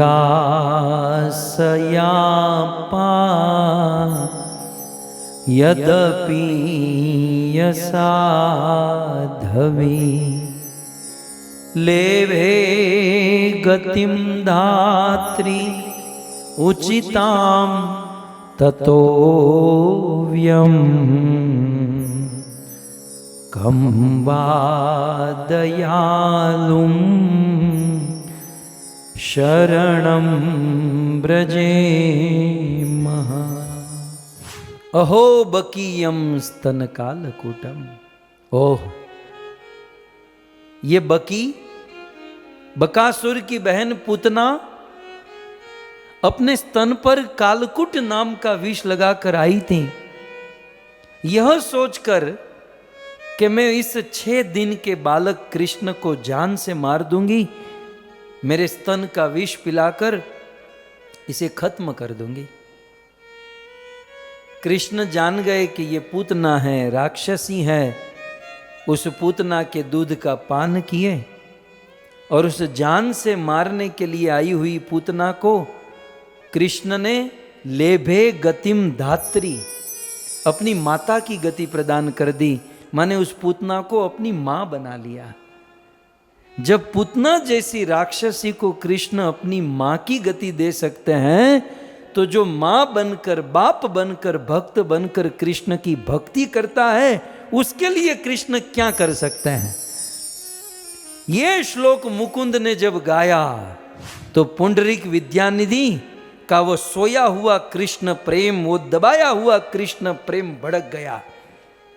वो उस झूले से कूद गए, हा कृष्ण कहकर मूर्छित होकर गिर गए। पुंडरीक विद्यानिधि के शरीर से अष्ट सात्विक विकार प्रकट होने लगे। रोंगटे खड़े हो जाना, मुंह सूख जाना और मुख से निरंतर कृष्ण का नाम निकलना, इस प्रकार से पूरी स्थिति पलट गई। गदाधर पंडित ने देखा कि बाहर से तो मुझे ऐसा लगा कि ये तो कोई बहुत बड़ा भोगी है, लेकिन भागवत सुनकर ये तो अष्ट सात्विक विकार। गदाधर पंडित के मन में बड़ा अफसोस हुआ। वो बहुत अफसोस करने लगे, लेकिन अब क्या करते हैं। उन्होंने अनुताप किया। गदाधर प्रभु सीधे श्री चैतन्य महाप्रभु के पास आए। ये भी सीखने लायक है। देखिए, हम लोग मनुष्य है और मनुष्य से गलती होती है। ऐसा थोड़ी है कि हमसे गलती नहीं होगी, लेकिन जब हमसे गलती हो ना, तो हमें हमारे गुरुदेव को बताना चाहिए। गदाधर पंडित श्री चैतन्य महाप्रभु के पास आए और जो हुआ था एज इट इज, ऐसा नहीं कि अपना पक्ष रखकर सामने वाले को दबाना और उसके लिए गलत बोलना, नहीं। जो हुआ वह एज इट इज गदाधर प्रभु ने श्री चैतन्य महाप्रभु को बताया और कहा, मुझसे अपराध हुआ है, मुझे इस अपराध से मुक्त होने का उपाय बताइए महाप्रभु। तब श्री चैतन्य महाप्रभु ने कहा, एक काम करो, तुम पुंडरीक विद्यानिधि से दीक्षा ग्रहण कर लो, उसे अपना दीक्षा गुरु बना लो। एक्चुअल गदाधर पंडित के मन में ये इच्छा थी। उसने जब वो भाव देखा ना, बोले महाप्रभु तो दीक्षा देंगे नहीं, गुरु तो मुझे बनाना है। तो महाप्रभु वाला भाव उसने पहली बार पुंडरीक विद्यानिधि में देखा। बोले इसके अंदर वो प्रेम, वो भाव है, ये मेरे गुरु बन जाए तो धन्य हो जाए। ये तो इच्छा थी। महाप्रभु तो सर्व अंतर्यामी है। बोले तुम एक काम करो, उनको अपना दीक्षा गुरु बना लो। गदाधर पंडित पुंडरीक विद्यानिधि के पास आते हैं, क्षमा याचना मांगते हैं, शरण ग्रहण करते हैं और पुंडरीक विद्यानिधि से दीक्षा लेते हैं। सो इस प्रकार से गदाधर पंडित के दीक्षा गुरु हुए श्री पुंडरीक विद्यानिधि। आप सेटिंग देखिए, पुंडरीक विद्यानिधि पूर्व जन्म में कौन थे? राधा रानी के पिता। और गदाधर पंडित पूर्व जन्म में कौन थे? राधा रानी। क्या हुआ इस जन्म में? पूर्व जन्म के पिता राधा रानी के गुरु बन गए हैं। गुरु और शिष्य में वात्सल्य भाव होता है, पिता और पुत्री में वात्सल्य भाव दोनों बरकरार रहा। मैं बार बार कह रहा हूं, ये कोई भावुकता नहीं है, ये बहुत बड़ा तत्व है। इस प्रकार से गदाधर पंडित की बहुत सुंदर लीला चल रही है। एक बार ये सारे भक्त चंद्रशेखर आचार्य के घर पर एकत्रित हुए। राज महाप्रभु का मूड हुआ कि हम लोग लीला करेंगे, मतलब हम लोग ड्रामा करेंगे। और जैसे बोले कौन सी लीला करेंगे? बोले ब्रज लीला करेंगे। तो चलो सब लोग कैरेक्टर ले लो। तो हरिदास ठाकुर सबसे पहले, मैं कोतवाल बनूंगा। कोतवाल माने द्वारपाल, सिपाही। श्रीवास पंडित आए, बोले मैं नारद बनूंगा। श्री चैतन्य महाप्रभु आप क्या बनोगे? बोले मैं रुक्मणी बनूंगी। गदाधर पंडित आप क्या बनोगे?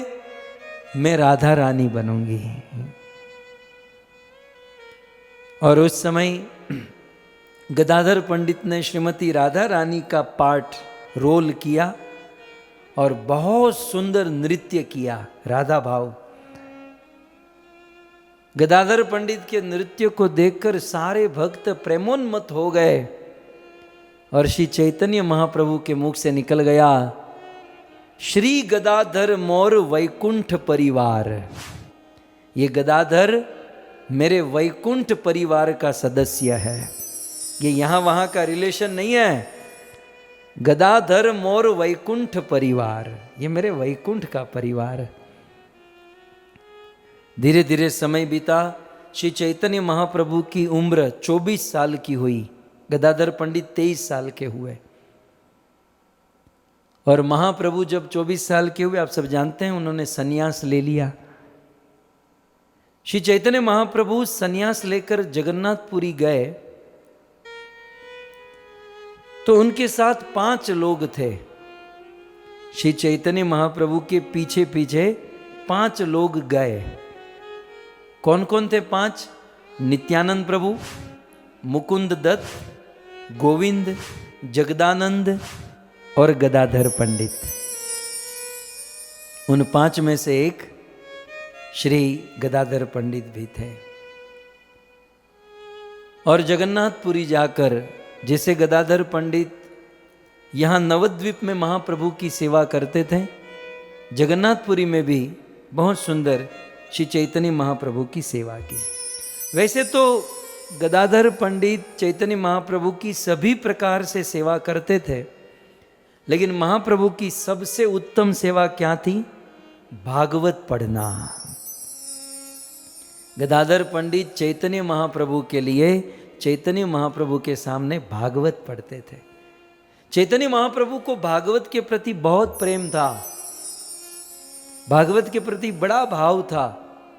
और चैतन्य महाप्रभु ने इसीलिए कोई भाष्य नहीं लिखा, वेदांत का भाष्य उन्होंने भागवत को ही समझा। बोले यही भाष्य और यही कथा।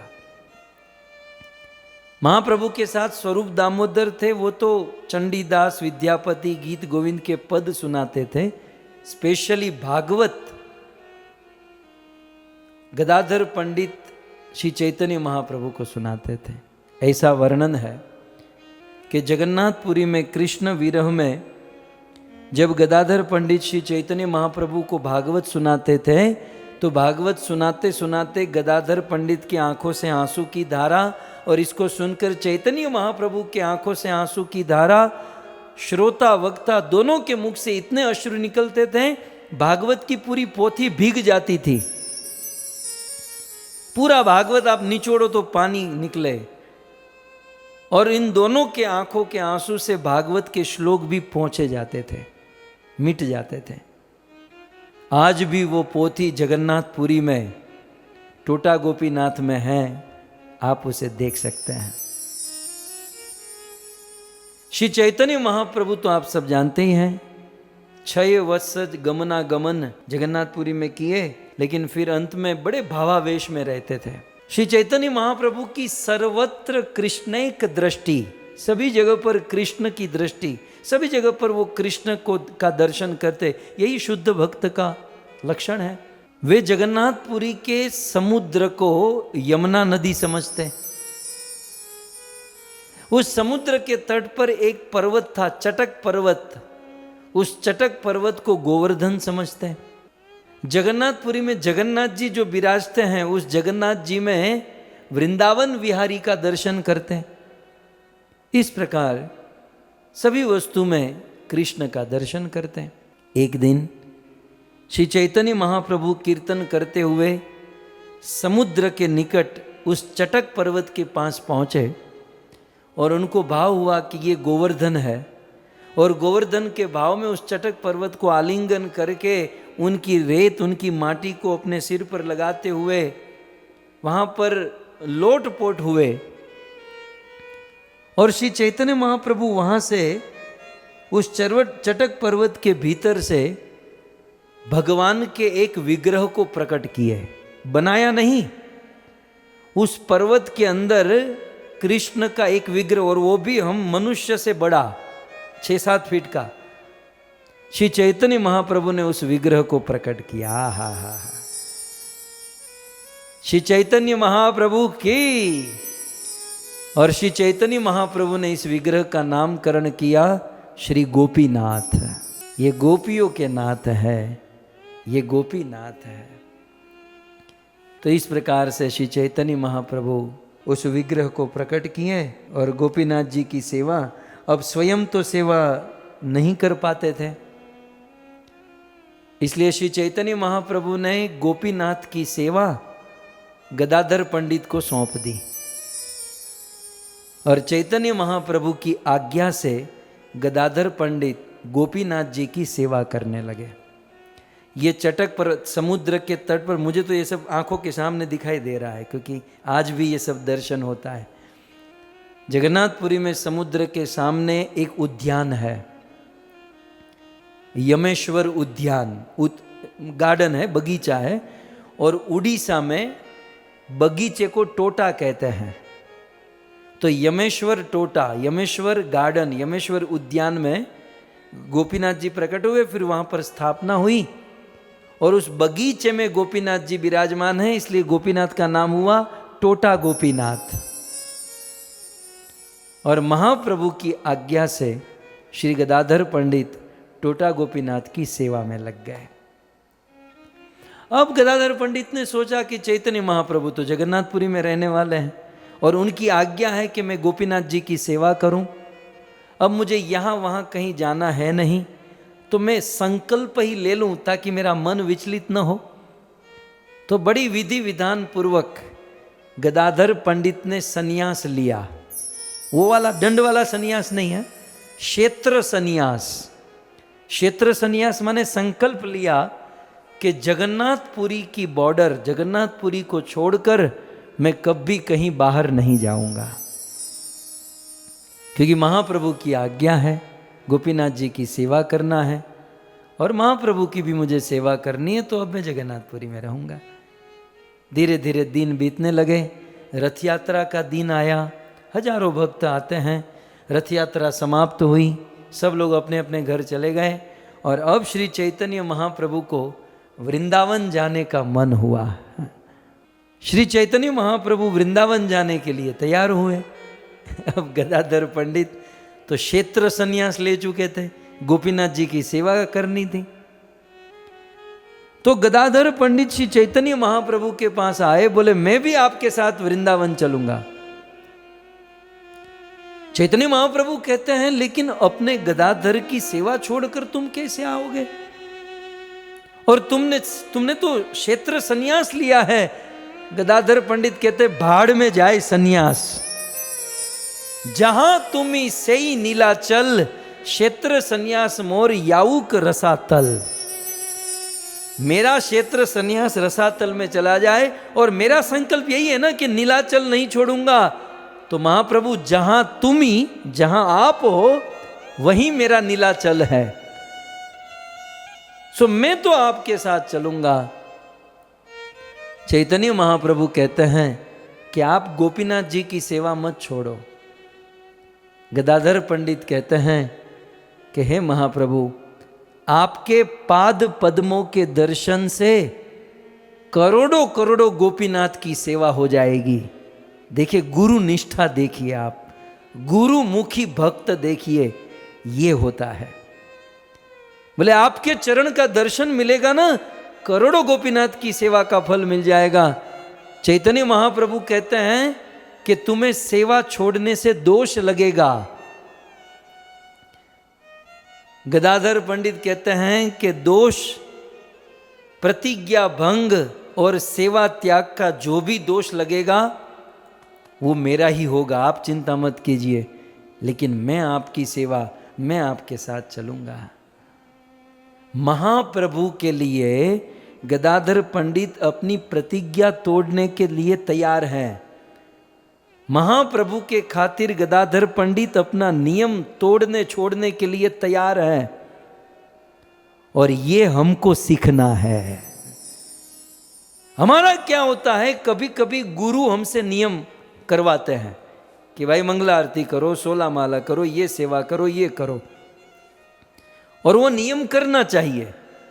लेकिन कभी कभी उसी गुरु को हमारी जरूरत हो, गुरु परंपरा की सेवा में लगे हैं, कोई उत्सव हो, कोई फेस्टिवल हो, कोई गुरु की सेवा हो और उसमें हमारी बहुत जरूरत हो, और उस समय हम हमारा डांडिया लेकर बैठ जाए, हमको तो कहा है कि ये करना है, वो करना है, उसी में हम लोग बैठे रहेंगे हैं?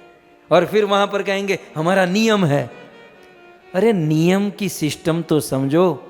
जिस गुरु ने नियम दिया है उस गुरु को तुम्हारी जरूरत आन पड़ी है, तो उस समय हमारे नियम टूट जाए, छूट जाए, उसकी कोई कैर नहीं, यदि हम गुरुमुखी हैं। लेकिन इस दुनिया में गुरुमुखी लोग कम और मनमुखी लोग ज्यादा होते हैं। बस अपने मन की इच्छा पूर्ण करना चाहते हैं, अपनी मनमानी करना चाहते हैं। जिस गुरु के खातिर भक्ति मिली, जिस गुरु के खातिर शास्त्र ग्रंथ और प्रचार करने की तक मिली, उस गुरु को कोई जरूरत आन पड़ी तो हमें हमारा सारा कार्य छोड़ देना चाहिए। गुरु की सेवा हमारा मुख्य धर्म होना चाहिए। लेकिन हम तो हमारे नियम को इतना बड़ा, गुरु से भी बड़ा हमारा नियम हो गया है? अरे जो भी नियम रीति रिवाज ये सब गुरु के लिए होते हैं, और गुरु जब हमें हमारी इच्छा और हमारी सेवा की आवश्यकता होती है तो कोई नियम बड़ी चीज नहीं होती।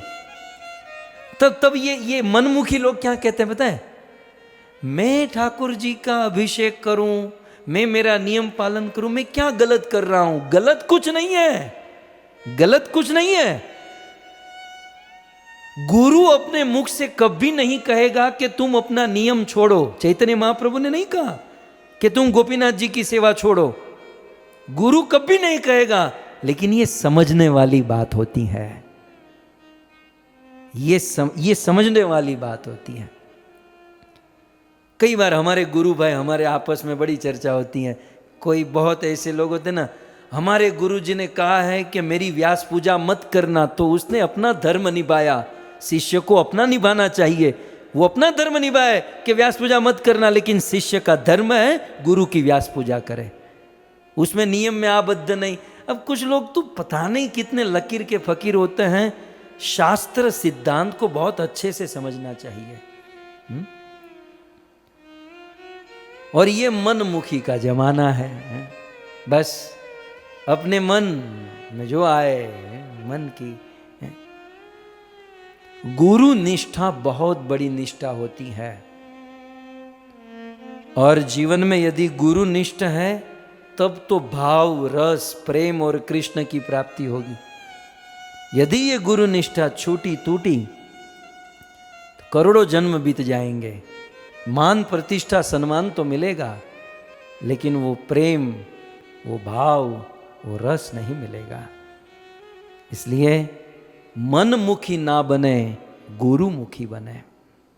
रूप गोस्वामी ने कहा नियम होना चाहिए, लेकिन नियमाग्रह नहीं होना चाहिए।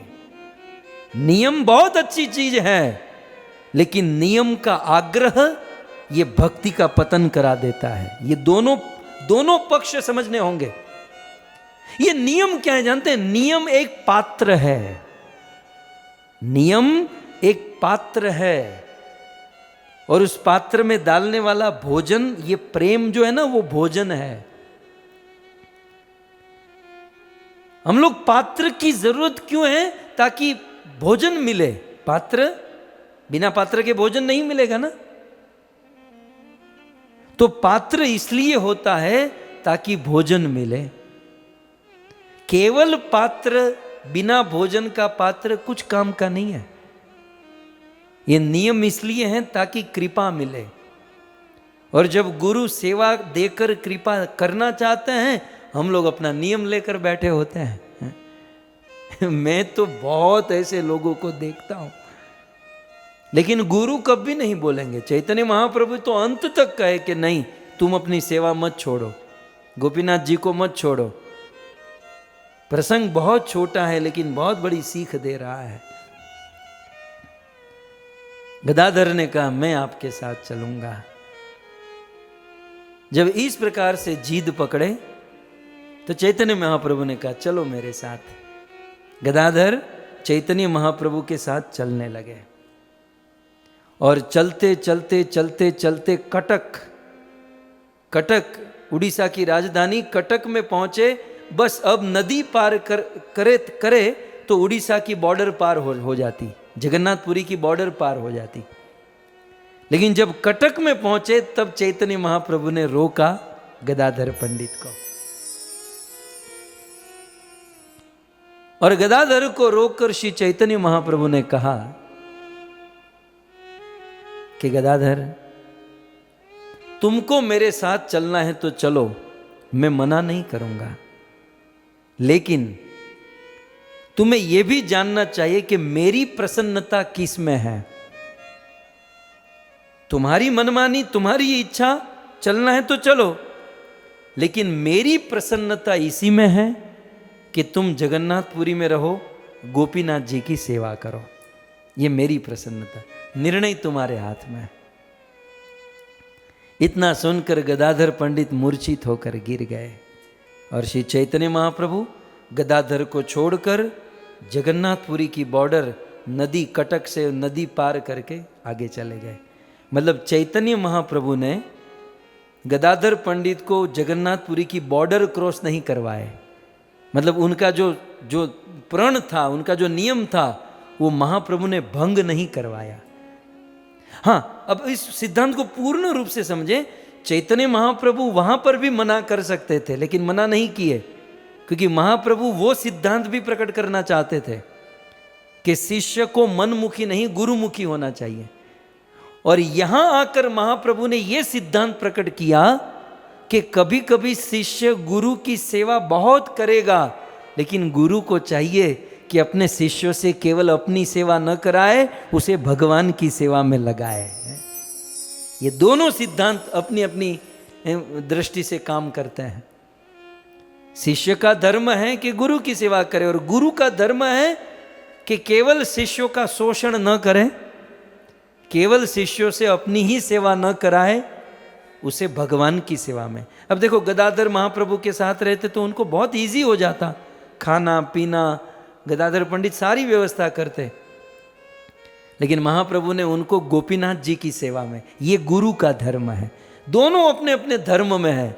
शिष्य अपने परम चरम धर्म में है और गुरु भी अपने परम चरम धर्म में है। इस प्रकार से गुरु और शिष्य जब उच्च लेवल में होते हैं, तब जाकर भगवत प्रेम की प्राप्ति होती है। महाप्रभु चले गए, गदाधर पंडित मूर्छित होकर गिर गए, और उस समय गोपीनाथ आचार्य, सार्वभौम भट्टाचार्य गदाधर पंडित को उठाकर लेकर जगन्नाथपुरी वापस आए।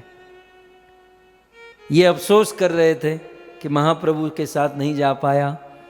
तब सार्वभौम भट्टाचार्य गोपीनाथ आचार्य ने सांत्वना दी कि तुम चिंता क्यों कर रहे हो, तुम गौर के विरह में जितने दुखी हो, ये गौर श्री चैतन्य महाप्रभु तुम्हारे विरह में भी उतने ही दुखी हैं। और चैतन्य महाप्रभु तो तुम्हें अपने साथ ले जाना चाहते थे, लेकिन गदाधर तुमको अपराध न लगे, इसलिए महाप्रभु तुम्हें अपने साथ नहीं लेकर गए, तुम्हें अपराध से बचाना चाहते थे। अब जब वापस आए और बड़े प्रेम और भाव से गदाधर पंडित गोपीनाथ जी की सेवा करने लगे, लेकिन कमाल क्या हुआ, गुरुमुखी होने से गोपीनाथ जी की जब सेवा किए तब उसमें उनका उत्साह बढ़ा और गोपीनाथ जी में चैतन्य महाप्रभु का दर्शन होने लगा। बहुत सुंदर महाप्रभु का दर्शन हुआ। बहुत सुंदर सिद्धांत है। एक बार क्या हुआ, मैं नाम नहीं लूंगा, गदाधर पंडित किसी अन्य साधु की संगति किए, और वो अन्य साधु जो थे थोड़े से अभिमानी, थोड़ी मान प्रतिष्ठा को चाहने वाले, और ब्रह्म मध्व गौड़ीय धारा जो थी उससे थोड़ी डिफरेंट वे में काम करते थे। तो चैतन्य महाप्रभु को अच्छा नहीं लगा। अब वो भागवती बोलते थे, भागवती गाते थे, सब भक्ति के काम करते थे, लेकिन उसमें अभिमान अहंकार की गंध थी और सब कुछ प्रॉब्लम था। महाप्रभु को अच्छा नहीं लगा और महाप्रभु ने गदाधर, अब ये कहाँ की बात है, महाप्रभु वृंदावन गए और वृंदावन विचरण करके रूप सनातन ये सब करके लीला करके वापस जगन्नाथपुरी में आ गए। फिर जगन्नाथपुरी में आने के बाद की ये कथा है। तो आप कहोगे वृंदावन चले गए, यहाँ क्या, वापस आ गए और वापस आकर एक दिन गदाधर पंडित को बहुत डांटे। अमर गुजराती में क्यों के धूड़ काढ़ी नाखी गदाधर पंडित, बुद्धि है, किसकी संगति करते हो, ये है वो है बहुत डांटे।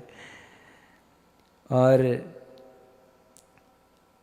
इतना डांटे फिर भी गदाधर पंडित को बुरा नहीं लगा। उन्होंने महाप्रभु की डांट अपने जीवन में एक सीख, एक उपदेश, एक अमृत संजीवनी समझकर उतारा। आजकल का होता ना, मुझे तो बहुत अनुभव है। अब शिष्य को कितना सहन करेंगे, थोड़ा बहुत गलत करता है तो हम सोचते हैं उसका मोरल डाउन नहीं करना है, लेकिन साला टोटल उल्टी खोपड़ी हो तो थोड़ा तो कहना पड़ेगा ना, नहीं तो दोष हमको लगेगा। हम थोड़ा ऑपरेशन करते हैं, शिष्य आउट, कल से दर्शन ही बंद। और ऐसे चलो की जरूरत भी नहीं है, ऐसे आश्रित भक्तों की जरूरत ही नहीं है जो शास्त्र को ठीक से समझ नहीं पाते। मैंने मेरे जीवन में ध्यान दिया, जो हमें डांटता है, जो हमें कुछ शिक्षा देता है, उसे तो प्रणाम करना, उसे तो धन्यवाद देना चाहिए। क्यों? कि मान लो हमको सब लोग तो नहीं डांटते हैं, 2-5 लोग हमको डांटे और हमारी गलती, हमारा दोष हमको कहे, ये 2-5 लोगों की बात सुनेंगे तो पूरी दुनिया के हीरो बन जाएंगे। तो इसमें क्या लॉस है बताइए? 2-5 लोग यदि हमको सुना भी दे, 2-5 लोगों के सामने हम थोड़े छोटे हो गए, लेकिन दुनिया में चमक जाओगे आप, पूरी दुनिया में प्रचार कर पाओगे। लेकिन आदमी को ईगो इतना होता है, अभिमान इतना होता है कि दूसरों का तो छोड़ो, अपने गुरु का भी नहीं सुन पाते हैं। आजकल के गुरु भी बेचारे क्या करें, आजकल के गुरु भी बड़े संकोच में रहते हैं कि शिष्य को सुनाऊंगा, ये भक्ति जो करता है वो भी छोड़कर चला जाएगा। इसलिए गुरुओं ने भी सुनाने का प्रोग्राम लगभग बंद ही कर दिया है। लेकिन हम ऐसे शिष्य बनकर दिखाए कि गुरु को हमें कुछ कहना हो तो संकोच ना रहे। हमें अपनी पर्सनालिटी ऐसे डेवलप करनी चाहिए कि गुरु मुक्त भाव से हमको कुछ कहे, हमको कुछ सत्य भाषण करे। बाकी मस्का पॉलिश तो बहुत लोग कर लेते हैं, लेकिन सत्य सुनने की ताकत होनी चाहिए और गुरु को यह स्वतंत्रता देनी चाहिए जो हम नहीं दे पाते हैं। अब छोड़िए, प्रसंग में आइए। चैतन्य महाप्रभु ने गदाधर को डांटा। अब इतनी सेवा करते थे, आज्ञाकारी थे, सब कुछ था, लेकिन महाप्रभु उनके भले के लिए ही डांटे ना। चलो महाप्रभु भले के लिए डांटते हैं, गुरु भले के, चलो भले के लिए नहीं भी डांटा तो किसी ने डांटा तो हमारा क्या घट गया, मुझे तो ये बताइए। वो भृगु ने भगवान की छाती में लात मार दिया, लेकिन फिर भी भगवान हाथ जोड़कर, डांट सुनने से कभी घटता नहीं है। हाँ, लेकिन किसी की प्रशंसा सुनने से बहुत कुछ घट जाता है। अभिमान बढ़ जाता है और न जाने क्या क्या, भक्ति घट जाती है। अब देखिए, जब चैतन्य महाप्रभु ने डांटा और फिर भी गदाधर पंडित का भाव बरकरार रहा, उनकी सेवा बरकरार रही, तब श्री चैतन्य महाप्रभु कहते हैं, आमी चाला इलू तोमा तुमी ना चालीला, क्रोधे किछु ना कहिला सकल सहीला। श्री चैतन्य महाप्रभु कहते हैं कि हे गदाधर, मैंने तुम्हारे प्रति इतना क्रोध किया और तुमने कोई क्रोध कुछ ना करके सकल सहीला, तुमने सब कुछ सहन कर लिया। आमार भंगीते तोमार मन ना चालीला, सुदृढ़ सरल भावे आमारे किनीना। मेरे इशारे से भी तुम्हारा मन चलायमान नहीं हुआ।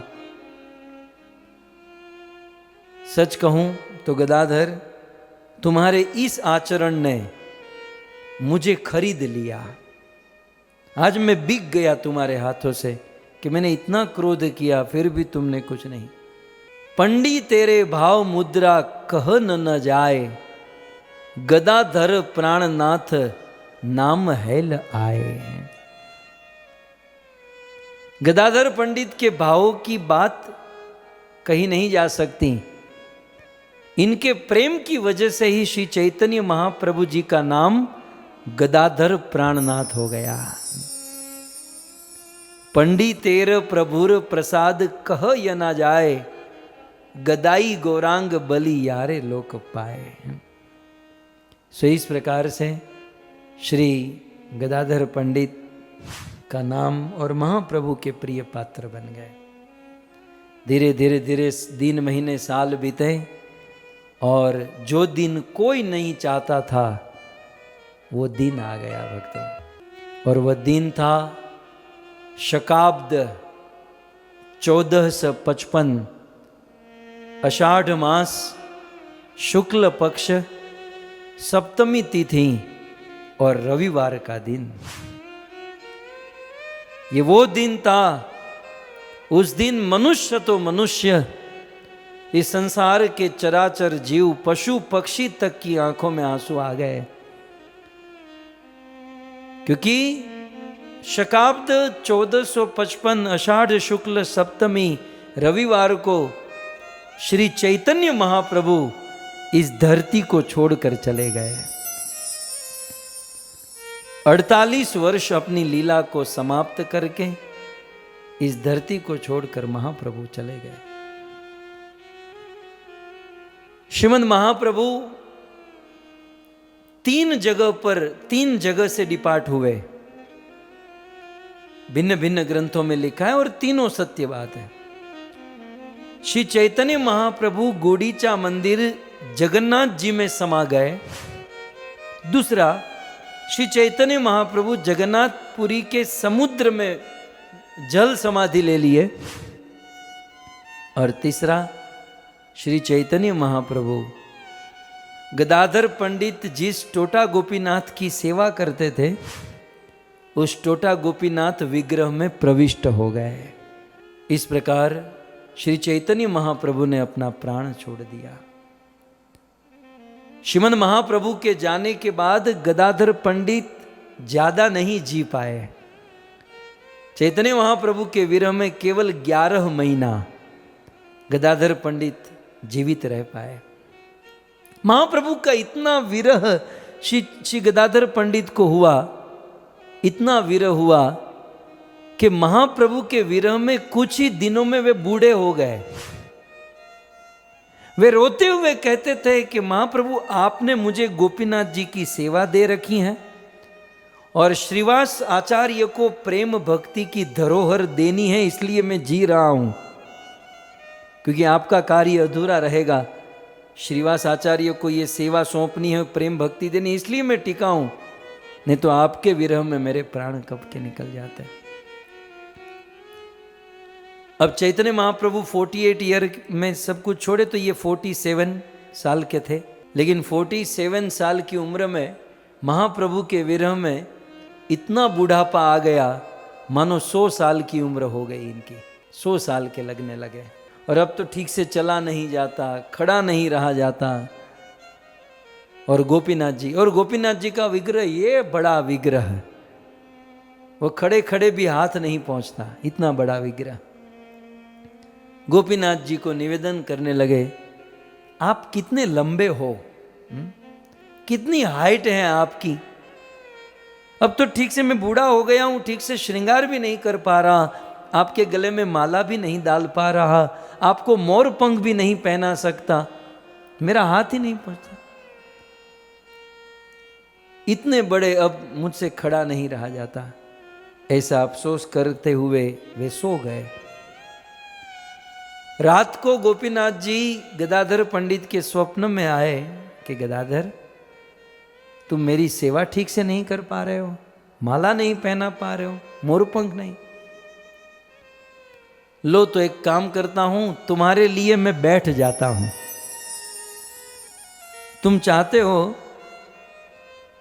तो मैं तुम्हारे लिए बैठ जाता हूं।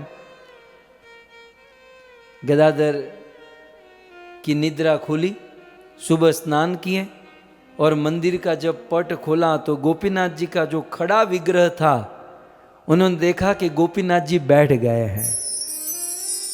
पूरे भूमंडल के गोले पर एक कृष्ण का ऐसा विग्रह आपको मिलेगा, जगन्नाथपुरी टोटा गोपीनाथ, जो बैठा हुआ विग्रह है। भगवान बैठ गए, अपने भक्त के खातिर भगवान बैठ गए, आज भी बैठे हुए। महाप्रभु के जाने के 11 महीने के बाद शकाब्द 1456 ज्येष्ठ महीना अमावस्या का दिन गदाधर पंडित के प्राण निकल गए। ऐसा कहते हैं नित्यानंद प्रभु संकीर्तन में विलीन हुए, अद्वैत आचार्य मदन गोपाल में विलीन हुए, गदाधर पंडित गोपीनाथ जी की जो सेवा करते थे, जिस गोपीनाथ की सेवा, उस गोपीनाथ में प्रवेश कर गए। ऐसे गदाधर पंडित ने ज्येष्ठ अमावस्या के दिन अपना प्राण त्याग दिया। यदि हम भगवान से प्रेम करना चाहते हैं और भगवान के प्रति निर्विघ्न प्रेम को रखना चाहते हैं, तो भगवान का ये जो परिवार है, उसकी सेवा, उसका स्मरण और उनकी कृपा बहुत आवश्यक है। हम जिस परिवार को अपना परिवार मानते हैं, ये दुनिया का जो समाज और परिवार, ये हमारा वास्तविक परिवार नहीं है। हमारा वास्तविक परिवार ये गौर परिवार, ये भक्त परिवार, ये पार्षद, ये हमारा वास्तविक परिवार। और इसलिए कहते हैं धन मोर नित्यानंद, पति मोर गोरा चंद, प्राण मोर युगल किशोर, अद्वैत आचार्य बल, गदाधर मोर कुल, नर हरि विलास ही मोर। वास्तविक हमारा कुल तो यह है। संसार के लोग मृत्यु से नहीं बचा सकते, भगवत प्रेम नहीं दे सकते, लेकिन ये परिवार यदि कृपा करें, हमारा प्रेम बढ़ सकता है। जैसे एक पत्नी का विवाह तो पति के साथ होता है, लेकिन अपने परिवार में अपने सास, ससुर, जेठ, जेठानी, ननंद सबकी सेवा करती हैं। और यदि ये सबकी सेवा करे तो पति के साथ प्रेम बना रहता है। कभी कभी मानो पति रूठ जाए, लेकिन पत्नी ने अपने घर परिवार की सेवा की है, तो घर के लोग कहेंगे नहीं नहीं, ये बहू इतनी बुरी नहीं है, ये अच्छी है, तुम्हें उनको निभाना पड़ेगा, रहना पड़ेगा। नहीं तो क्या होता है, घर वाले ही निकालने के चक्कर में होते हैं। इसलिए भगवत परिवार, गौर परिवार ही हमारा वास्तविक परिवार है।